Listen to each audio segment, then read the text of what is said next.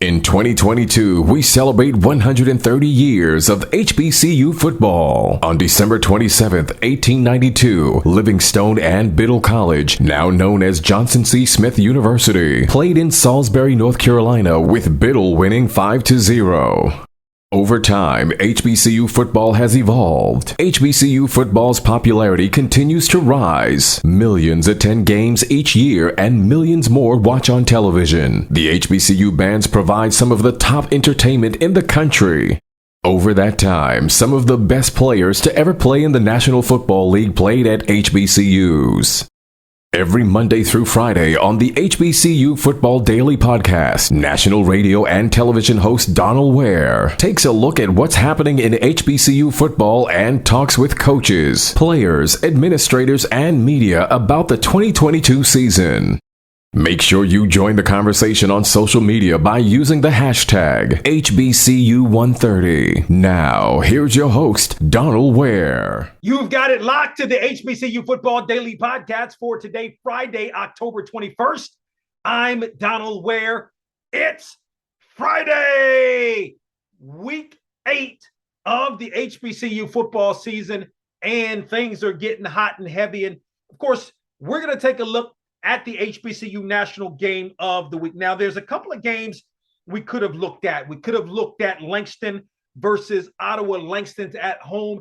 That's a really big Sooner Athletic Conference matchup, especially with Langston coming off of a loss. I mean, you could have looked at even Jackson State and Campbell. It's going to be homecoming there in Jackson State. And I think that's going to be a big-time football game with a big-time atmosphere. You're looking at a good Campbell team and an excellent Jackson State team. But clearly what jumped out on my list as the HBCU National Game of the week, and I think few would argue this, South Carolina State is hosting North Carolina Central in a MEAC matchup. So you look at both teams are coming off wins after the previous week, coming off losses. I think the difference is you look at North Carolina Central. North Carolina Central would have had a couple of extra days of rest because remember, North Carolina Central played against Morgan State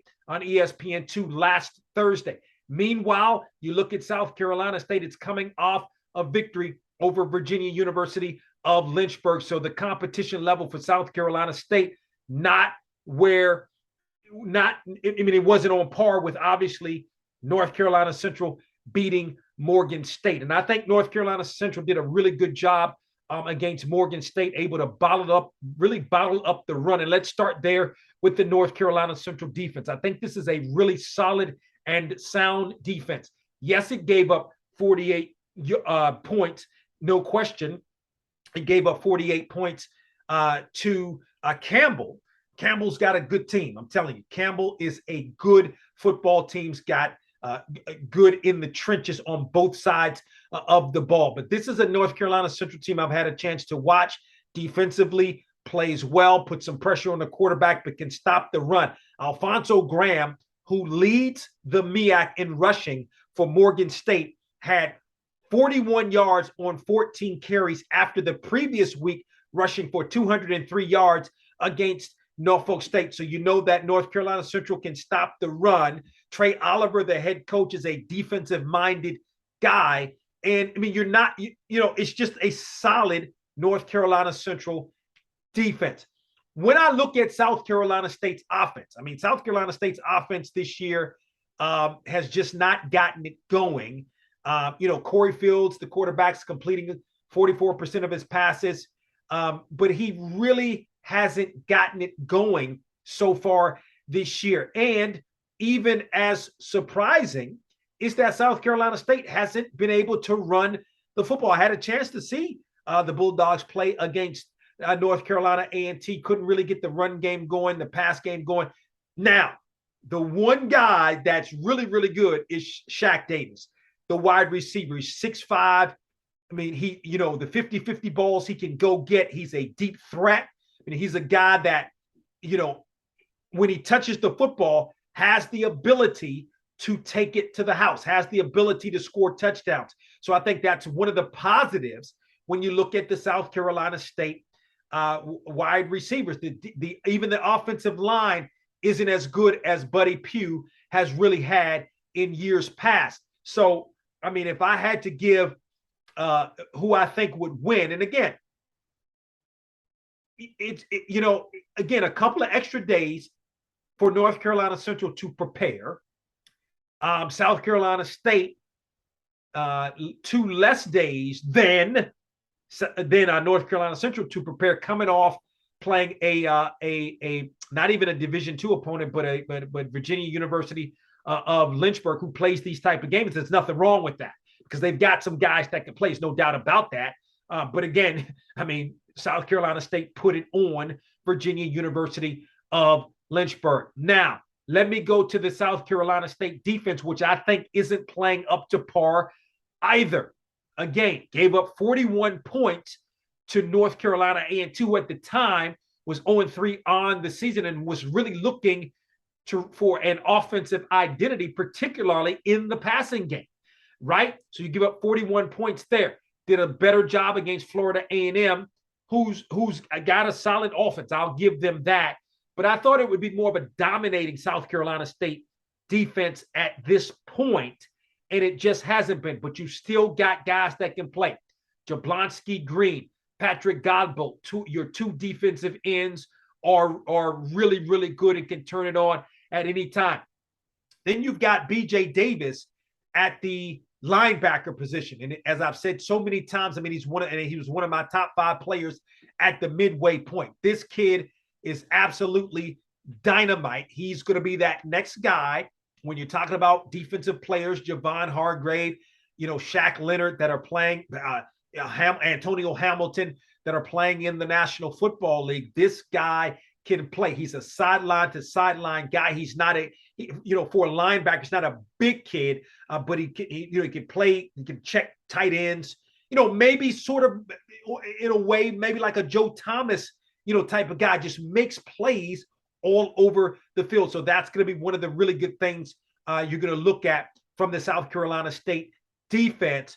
Those 2 ends, defensive ends, that is, and then of course B.J. Davis.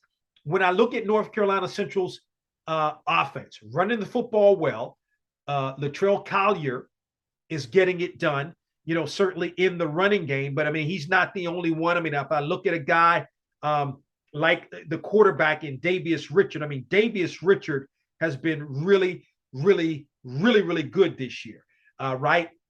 He's been named to the watch list for the Walter Payton watch list for the best quarterback or the best offensive player, that is, in FCS football. And look at the numbers against Morgan. And I don't think Morgan State has a slouch defense, right? 17 of 24, 217 yards.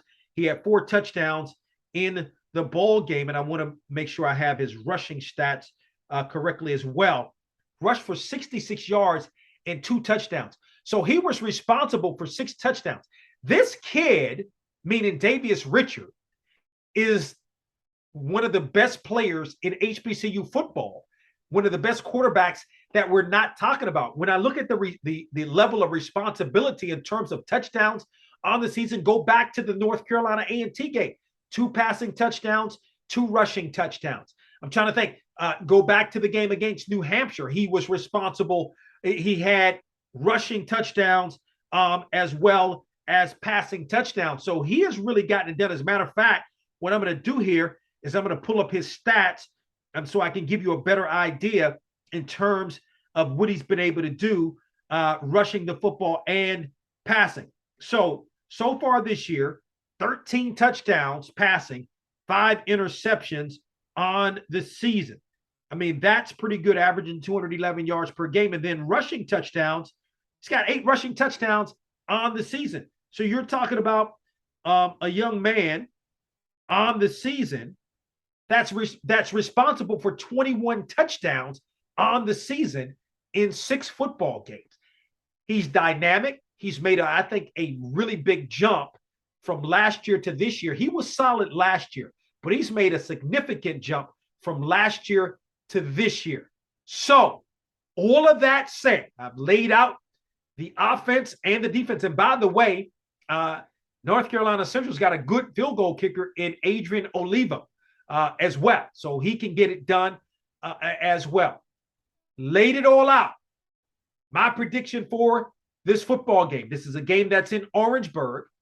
Definitely got to go with North Carolina Central in this football game. I think Davis Richard is in a zone. I think that running game is good. I think that the defense for South Carolina State just isn't living up to standards. Again, we saw South Carolina State really make its run in the MEAC once MEAC play came around. This is a very similar season to what happened last year, and ultimately South Carolina State was able to find its identity and make the run to the national championship. But it's not going to start on Saturday in Orangeburg with North Carolina Central. I think the Eagles are destined to be in that conversation, because when you're talking about the Eagles now, you're talking about a team that not only has a chance to win the MEAC, but let's say they slip up, because a dark horse for me is Delaware State, but it's also a team that has an opportunity to get an at-large berth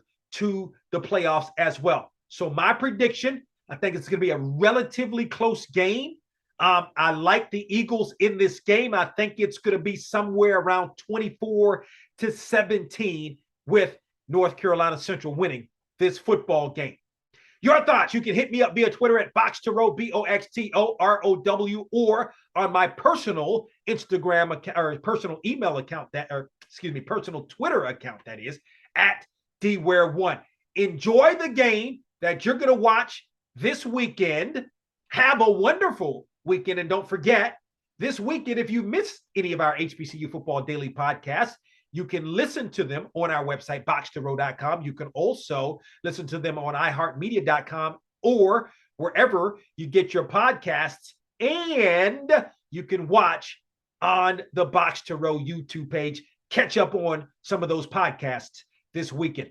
Have a wonderful weekend, and I'll talk with you on Monday.